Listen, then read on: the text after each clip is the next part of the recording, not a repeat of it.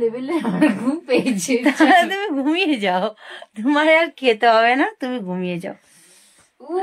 কি ঠান্ডা। না গো বন্ধুরা, ঠান্ডা নেই। দেখো আমার তো আজকে শাড়ি পরেছি, দেখো ঠান্ডাই লাগছে না। আমার ঠান্ডা মান্ডা কিচ্ছু লাগে না। আজকে আমার শাড়ি পরে কেমন লাগছে সোনার, ব্লগটা না বেশি বড় করব না, ছোট্ট সে একটা মিনি ব্লগ করব, ঠিক আছে? চলো আমি শাড়ি পরে আমার লুকটা একটু তোমাদের দেখাই কেমন লাগছে। কেন বলো তো, আমি তো শাড়ি পরি না, আজকে শাড়িটা পরলাম। তো দাঁড়াও, মাঝে মাঝে শাড়ি পরাটা ভালো, ঠিক তো বলো?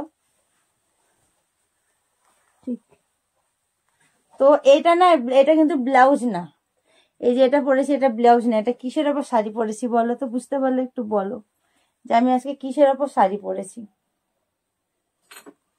বুঝতে পারছো না তো? এটা হলো একটা টি শার্ট।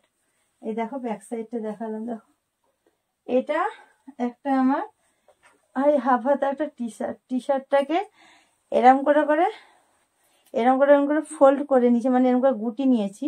গুটি নেওয়ার পরে দাঁড়াও, এরকম করে গুটি নিয়েছি। গুটি নেওয়ার পরে আমি ব্লাউজ বানিয়ে নিয়েছি। কেন বলো তো? এটা দিয়েও ভালো লাগছে তার জন্য। তো আমি এই ড্রেসটা পরে লাইভে বসেছিলাম, লাইভে। তো এই ড্রেসটা পরে লাইভে গেছিলাম, তারপরে আরেকটা লাইভ, মানে এটার উপর শাড়ি পরে নিয়েছি, আরেকটা লাইভ করেছি, দিয়ে এখন তোমাদের সাথে এখন একটু গল্প করে নিলাম। তো আমার ড্রেসটা কেমন লাগছে, মানে ব্লাউজের ডিজাইনটা কেমন লাগছে সেটা যেন অবশ্যই জানিও। তোমার আগে বলেছি বেশি বড় ব্লগ করব না, ছোটই ব্লগ করব।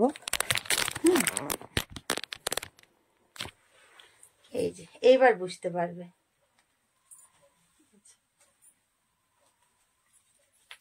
শাড়ি পরে আজকে যেন আমাকে মনে হচ্ছে আমি কি দারুণ একটা সুন্দরী সুন্দরী মেয়ে হয়ে গেছি। আমাকে যেন নিজেকে নিজেই ভালো লাগছে।